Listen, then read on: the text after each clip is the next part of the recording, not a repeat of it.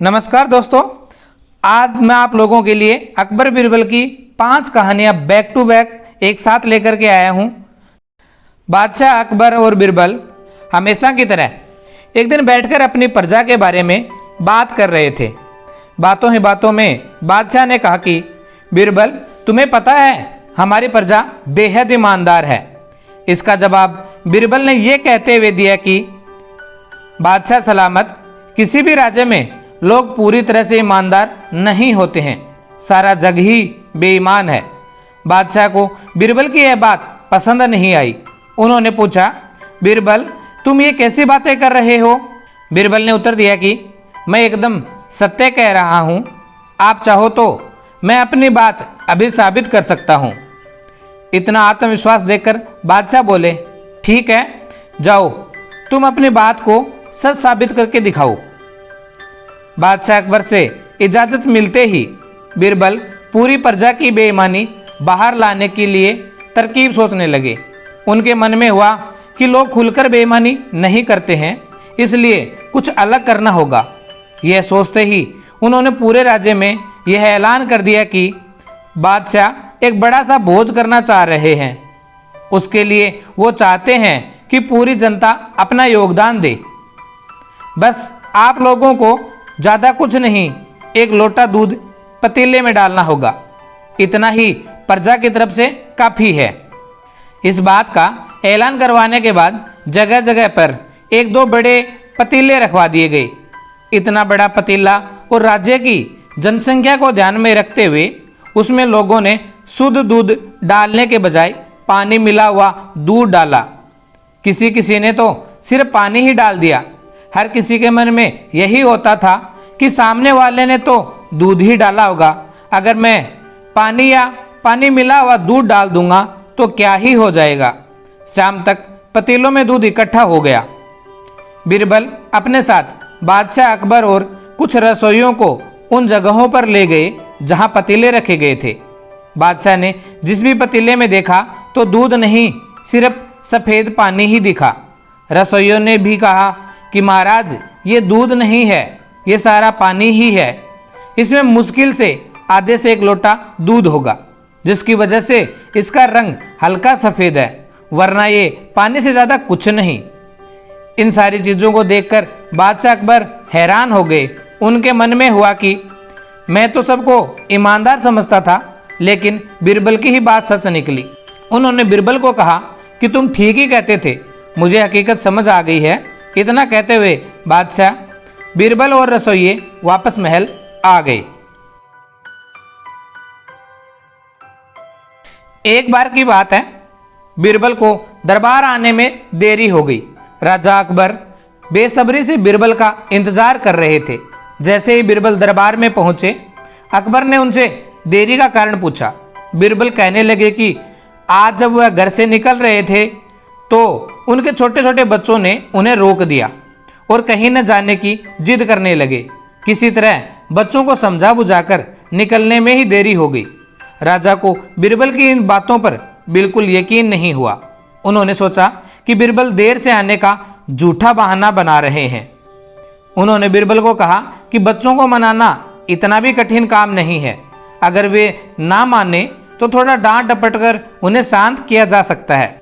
वहीं बीरबल इस बात से परिचित थे कि बच्चों के मासूम सवालों और जिद को पूरा कर पाना बेहद मुश्किल होता है।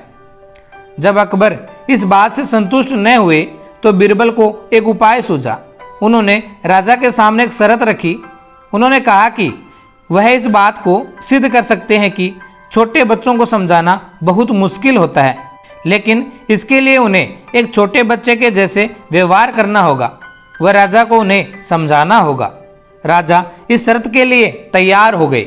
अगले ही पल बीरबल एक बच्चे के जैसे चिल्लाने और रोने लगे।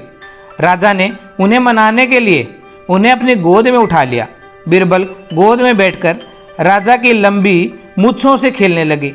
कभी वे बच्चों की तरह मुंह बिगाड़ते तो कभी मूंछों को खींचने लगते। अभी तक राजा को कोई आपत्ति नहीं हो रही थी। जब बीरबल मूंछों से खेलकर थक गए तो गन्ना खाने की जिद करने लगे। राजा ने बच्चा बने बीरबल के लिए गन्ना लाने का आदेश दिया। जब गन्ना लाया गया तो बीरबल ने नई जिद पकड़ ली कि उन्हें छिला हुआ गन्ना चाहिए। एक सेवक द्वारा गन्ने को छिला गया।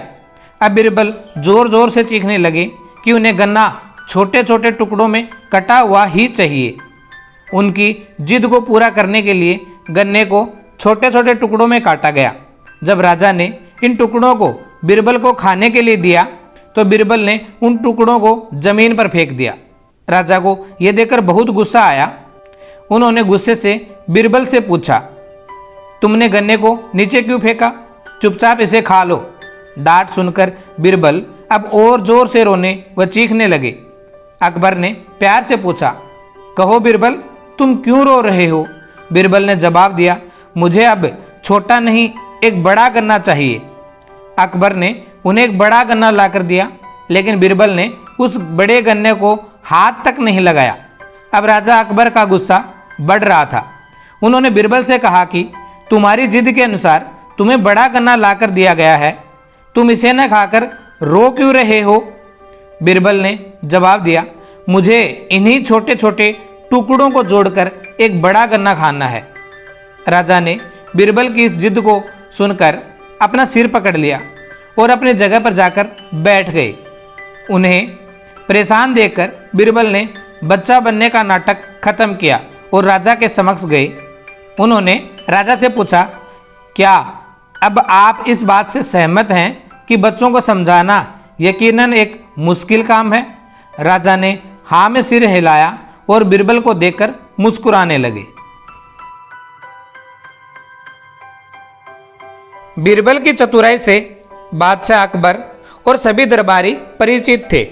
फिर भी अकबर बीरबल की चतुराई की परीक्षा लेते रहते थे। ऐसे ही एक सुबह बादशाह अकबर ने बीरबल को बुलाया और बगीचे में घूमने के लिए चले गए। वहाँ पर बहुत सारे पक्षी आवाज़ कर रहे थे। अचानक बादशाह अकबर की नज़र एक कौवे पर पड़ी और उनके मन में शरारत सूझी। उन्होंने बीरबल से कहा, मैं यह जानना चाहता हूँ कि हमारे राज्य में कुल कितने कौवे हैं? यह सवाल थोड़ा अटपटा जरूर था, लेकिन फिर भी बीरबल ने कहा, महाराज, मैं आपके इस प्रश्न का जवाब दे सकता हूँ, लेकिन मुझे थोड़ा समय चाहिए। अकबर ने मन ही मन मुस्कुराते हुए बीरबल को समय दे दिया। कुछ दिनों के बाद बीरबल दरबार में आए तो शहंशाह अकबर ने पूछा, बोलो बीरबल, कितने कौवे हैं हमारे राज्य में? बीरबल बोले, महाराज, हमारे राज्य में करीब 323 कौवे हैं। यह सुनते ही सभी दरबारी बीरबल को देखने लगे। फिर बादशाह अकबर बोले, अगर हमारे राज्य में कौवों की संख्या इससे ज़्यादा हुई तो? बीरबल बोले, हो सकता है कि महाराज कुछ कौवे हमारे राज्य में अपने रिश्तेदारों के यहाँ आए हों। इस पर बादशाह अकबर ने कहा, अगर कम हुए तो? तब बीरबल बोले, हो सकता है कि हमारे राज्य के कौवे दूसरे देश अपने रिश्तेदारों के यहाँ गए हों। जैसे ही बीरबल ने यह बात कही, पूरा दरबार ठाकों से गूंज उठा और एक बार फिर बीरबल अपनी बुद्धि के कारण प्रशंसा के पात्र बन गए। दोस्तों, एक बार की बात है, अकबर और बीरबल किसी बात पर चर्चा कर रहे थे। तभी एक क्षण ऐसा आया जब राजा अकबर ने कहा, बीरबल, दुनिया में हर 100 आदमी के पीछे एक अंधा व्यक्ति होता है। राजा की यह बात सुनकर बीरबल ने उनकी इस बात पर असहमति जताते हुए कहा, महाराज, मेरे हिसाब से आपका आकलन कुछ गलत प्रतीत होता है। सही मायने में तो दुनिया में अंधों की संख्या देखने वालों के मुकाबले काफ़ी अधिक है। बीरबल का यह जवाब सुनकर राजा अकबर को काफ़ी आश्चर्य हुआ और उन्होंने कहा, जब हम अपने चारों ओर देखते हैं तो देखने वाले लोगों की संख्या अंधों से अधिक ही मालूम होती है। ऐसे में अंधों की संख्या देखने वालों के मुकाबले अधिक कैसे हो सकती है? राजा अकबर की इस बात को सुनकर बीरबल बोले, महाराज, किसी दिन मैं आपको यह बात प्रमाण के साथ साबित करके जरूर दिखाऊंगा कि दुनिया में अंधों की संख्या देखने वालों से अधिक है। बीरबल के जवाब पर राजा अकबर कहते हैं, ठीक है, प्रमाण के साथ इस बात को अगर तुम साबित कर पाओगे तो मैं भी इस बात को जरूर स्वीकार करूँगा। उस दिन यह बात यहीं रुक जाती है। करीब 4 दिन बीतने के बाद बीरबल को एक योजना सूझती है और वे 2 मुनीमों को लेकर उनके साथ बाजार की ओर चल देते हैं। बीच बाजार पहुंचने के बाद बीरबल सिपाहियों से एक चारपाई की चौखट वहां मंगवाते हैं और उसे बुनने के लिए रस्सी भी मंगवाते हैं। अब बीरबल अपने साथ लाए दोनों मुनीमों को आदेश देते हैं कि वे उनके दाएं और बाएं कुर्सी डालकर बैठ जाएं। साथ ही इस बात का ध्यान रखें कि दाएं बैठने वाले मुनीम उनके राज्य में मौजूद अंधों की सूची तैयार करेंगे और बाएं बैठने वाले मुनीम देखने वालों की सूची। बीरबल का आदेश मानते हुए दोनों मुनीम अपना अपना काम करने के लिए कमर कस लेते हैं और बीरबल चारपाई बुनने का काम शुरू कर देते हैं। बीरबल को बीच बाजार चारपाई बुनते देख धीरे धीरे वहाँ लोगों की भीड़ जमा होने लगती है। उस भीड़ में से एक आदमी अपने आप को रोक नहीं पाता है और वह बीरबल से पूछ लेता है, आप ये क्या कर रहे हैं? बीरबल इस सवाल का कोई जवाब नहीं देते और अपने दाएं बैठे मुनीम को इशारा देते हैं कि वह अपनी सूची में इस आदमी का नाम लिख ले। जैसे जैसे समय बीतता जा रहा था, आने वालों की संख्या बढ़ती जा रही थी और आने वाले सभी लोग अपनी उत्सुकता को शांत करने के लिए बीरबल से यही पूछ रहे थे कि वे यहाँ क्या कर रहे हैं। इसी के साथ बीरबल अपने दाएं मुनीम को इशारा देकर यह सवाल पूछने वालों का नाम अंधों की लिस्ट में डलवाते जा रहे थे। तभी अचानक वहाँ एक आदमी आता है जो बीरबल से पूछता है कि इतनी धूप में बैठकर आप चारपाई क्यों बन रहे हैं? तब भी बीरबल कुछ नहीं बोलते और बाएं बैठे मुनीम को यह सवाल पूछने वाले का नाम देखने वालों की सूची में लिखने का इशारा देते हैं। यह सिलसिला ऐसे ही चलता रहता है और धीरे धीरे पूरा दिन निकल जाता है। तभी इस बात की जानकारी राजा अकबर को होती है और वे भी माजरा समझने के लिए बाजार पहुंच जाते हैं, जहां बीरबल चारपाई बुनने का काम कर रहा था। राजा भी बीरबल से यह सब करने के पीछे की वजह जानना चाहते हैं, इसलिए वह बीरबल से सवाल करते हैं कि बीरबल, यह तुम क्या कर रहे हो? राजा का सवाल सुनते ही बीरबल अपने दाएं बैठे मुनीम को आदेश देते हैं कि अपनी अंधों की लिस्ट में महाराज अकबर का नाम भी शामिल कर दो। बीरबल की यह बात सुनकर राजा अकबर को थोड़ा गुस्सा आया और आश्चर्य भी हुआ।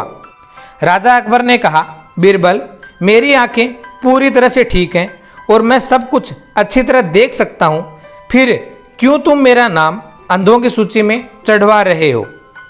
राजा अकबर के इस सवाल पर बीरबल मुस्कुराते हुए कहते हैं, महाराज, आप देख सकते हैं कि मैं चारपाई बुन रहा हूँ, फिर भी आपने सवाल किया कि मैं क्या कर रहा हूँ। अब महाराज, ऐसा सवाल तो एक अंधा व्यक्ति ही पूछ सकता है। बीरबल का यह उत्तर सुनकर राजा अकबर को समझ आ गया कि वह कुछ दिन पहले की गई बात को प्रमाणित करने के लिए यह सब कर रहा है। यह बात समझ में आते ही राजा अकबर भी मुस्कुराते हैं और पूछते हैं, बीरबल, तो फिर बताओ कि तुमने अपने इस प्रयास में क्या पता लगाया? बताओ, देखने वालों की संख्या अधिक है या अंधों की?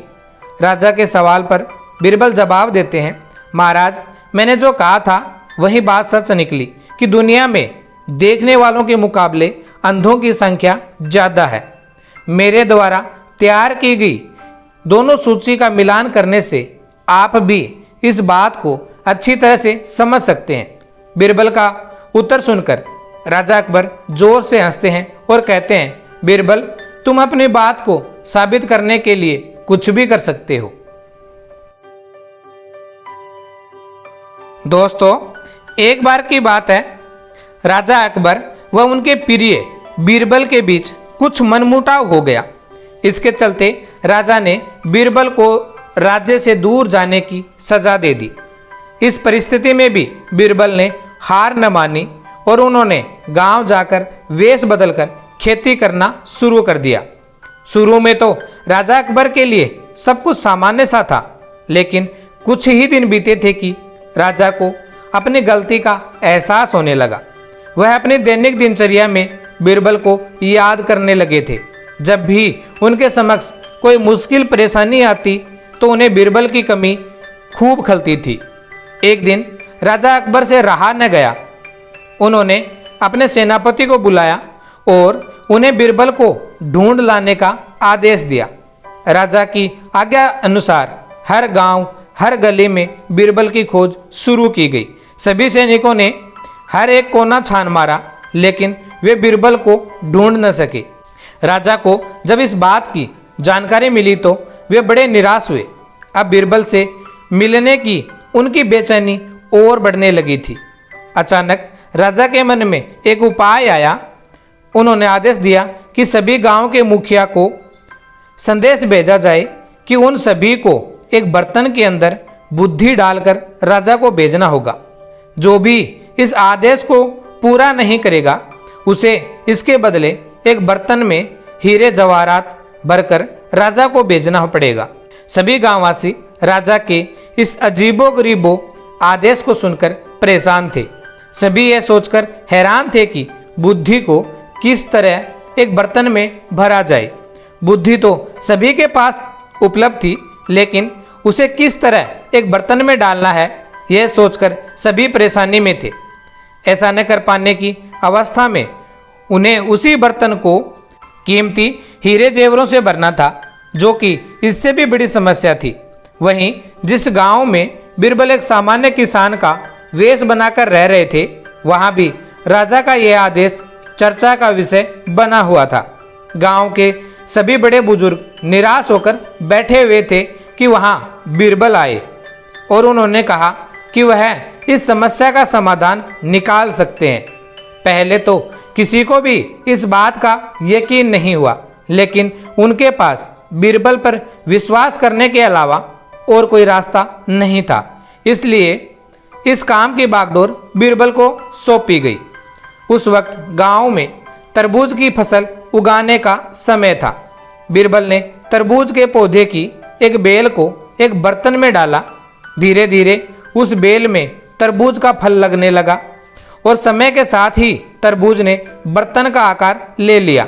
जैसे ही बर्तन तरबूज से पूरा भर गया, बीरबल ने बेल को फल से अलग कर दिया और उस बर्तन को तरबूज समेत राजा के दरबार में भिजवा दिया। साथ में यह संदेश भी भेजा कि उस बर्तन के अंदर बुद्धि भरी हुई है और राजा को बर्तन को बिना तोड़े ही बुद्धि को निकालना होगा। जैसे ही राजा ने तरबूज से भरा हुआ बर्तन देखा, वह उसे निकालने की शर्त सुनी तो उन्हें यकीन हो गया कि ऐसा विचार केवल बीरबल का ही हो सकता है। उन्होंने जल्दी से अपना घोड़ा मंगवाया और बीरबल को अपने साथ वापस लाने के लिए गांव की ओर चल दिए। दोस्तों, ये थी अकबर बीरबल की 5 कहानियां बैक टू बैक। अगर आपको कहानियां पसंद आई हो तो वीडियो को लाइक करें। कमेंट सेक्शन में हमें जरूर बताएं कि आपको इनमें से कौन सी कहानी सबसे अच्छी लगी।